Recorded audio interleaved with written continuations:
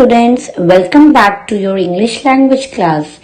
Today we will be doing simple, compound and complex sentences.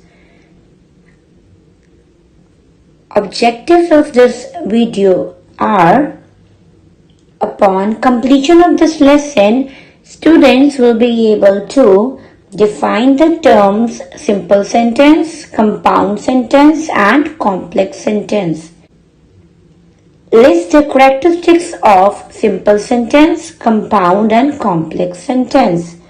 Define the noun clause, its identification with examples. So let's begin with today's session by understanding the difference between word, phrase, clause and a sentence. Word. When we speak or write, we use words. We usually use these words in groups, but any groups of words will not necessarily express a complete thought. So basically, students, words sometimes do not make sentence, even if they are put together, as they don't express complete thought. For example, Jack, went, up, etc. Phrase. Any group of meaningful words that don't make complete sense is a phrase. For example, in 10 steps, on the floor, a pink flower, etc.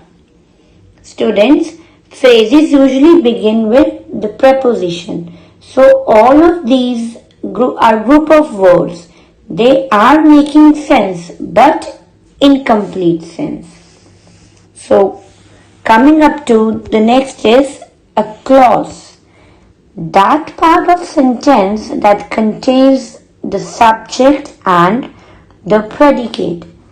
For example, he is tall but his sister is short.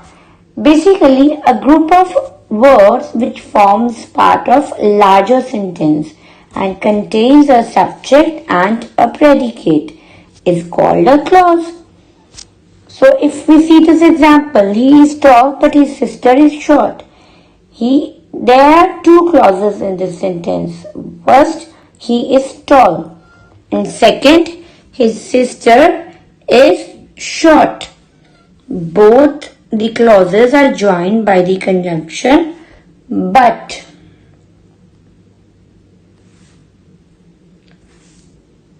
So students, before we understand the types of sentence, let us quickly recapitulate what are the types of conjunctions, which will help us to identify the type of sentences. So there are two types of conjunctions: coordinate, subordinate. One is coordinate conjunction, which is used in making compound sentences such as for, and, not only, but also, but, or, yet, still. Students, you can also learn this by the acronym FANBOYS. So the other is the subordinate conjunction. That, after, when, so that, until, although, where, as, whom, whenever, because, etc. So coming up to the types of sentences. So students, there are three types of sentences: simple sentences, compound sentences, complex sentences. Observe these sentences carefully. The sun rises in the east. The subject here is the sun, and rises in the east is the predicate. This sentence has one subject and one predicate. There is no use of conjunction, so this is called simple sentence. See the other example. The sun was setting and we were away from our destination. So here there are two clauses. Number 1, the sun was setting. And number 2, we were away from our destination. So both of these clauses are having their own subject and predicate, and they are joined by the coordinating conjunction and. So this is a compound sentence. So now let us see another example. They serve God well who serve his creatures. Again, there are two clauses in this sentence. They serve God well who serve his creatures.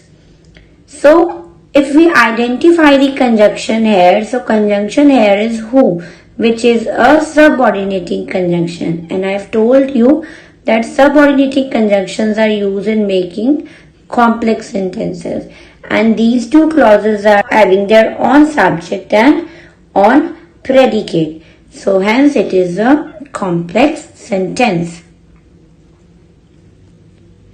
So a complex sentence has one independent clause and at least one subordinate clause. An independent clause, unlike a dependent clause, can stand alone as a sentence. For example, do not count your chickens until they are hatched. So there are two parts of sentence here.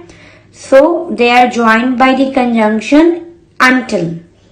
So do not count your chicken is conveying proper meaning of the sentence. So it's main clause and it's independent, so that is why it is also called independent clause. So coming up to the other part of the sentence, until they are hatched. So until they are hatched depends upon the main clause to convey its meaning. So it's a subordinate clause. So students, always remember subordinate clause starts from the subordinating conjunction, and here until is the subordinating conjunction. So what is main or independent clause? The main clause is that part of sentence that not only contains the subject and predicate but also makes perfect sense.